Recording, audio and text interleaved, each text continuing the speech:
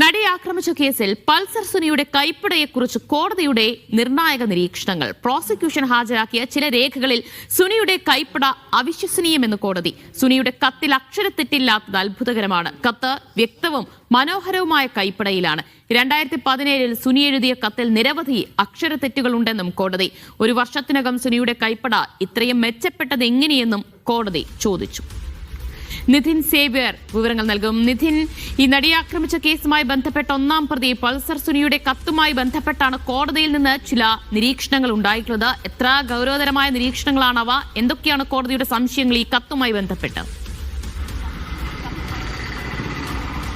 ഈ നടിയെ ആക്രമിച്ച കേസുമായി ബന്ധപ്പെട്ടുള്ള വിധിപ്പകർപ്പ് പുറത്തു വരുമ്പോഴാണ് ഇത്തരം ചില വിവരങ്ങൾ കൂടി അതിനൊപ്പം പുറത്തു വരുന്നത്. അതായത് ഈ കേസുമായി ബന്ധപ്പെട്ട് പ്രോസിക്യൂഷൻ ഹാജരാക്കിയ ചില രേഖകളിൽ അതിലുള്ള പൾസർ സുനിയുടെ കൈപ്പടകളിലാണ് ഇത്തരത്തിലൊരു സംശയം കോടതി